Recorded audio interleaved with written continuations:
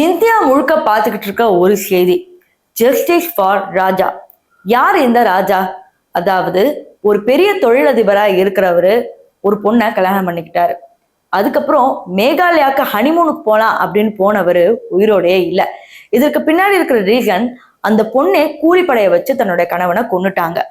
அதாவது மேரேஜ் வீடியோலயே பார்த்திருப்பீங்க, அந்த பொண்ணுக்கு சுத்தமாவே விருப்பமே இருந்திருக்காது. இது பேரண்ட்ஸோட கட்டாயத்தினால கல்யாணம் பண்ணிக்கிட்டாங்களா இல்ல வேற என்ன ரீசனுக்காகன்றது விசாரணைக்கு அப்புறம் தான் தெரிய வரும்.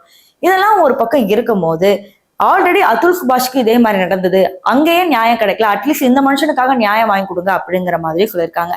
இப்ப ராஜாவோட தாயார் என்ன சொல்லியிருக்கிறாங்கன்னா, அந்த பொண்ணு அப்பவே எங்க கிட்ட 10 லட்சத்துக்கு மதிப்புள்ள நகையை வாங்கி போட்டுதான் ஏர்போர்ட் வரைக்கும் போனாங்க. போகும்போது டிக்கெட் போட்டாங்க, திருப்பி எப்போ வருவேன்னு சொல்லவே இல்லை. இந்த பொண்ணு நல்லா ஏமாத்திருக்கான் என் பிள்ளை எங்களோட இல்லை. ஆனா அதுக்காக இந்த பொண்ணை சும்மா விட்டுறக்கூடாது, கண்டிப்பா இவங்களுக்கு மரண தண்டனை கொடுக்கணும் அப்படிங்கிற மாதிரி சொல்றாங்க. இந்த விஷயத்த நீங்களும் கேள்விப்பட்டிருப்பீங்கன்னு எனக்கு நல்லாவே தெரியும். ஸோ இதை பத்தி நீங்க என்ன நினைக்கிறீங்க அப்படிங்கறத கமெண்ட் செக்ஷன்ல சொல்லுங்க.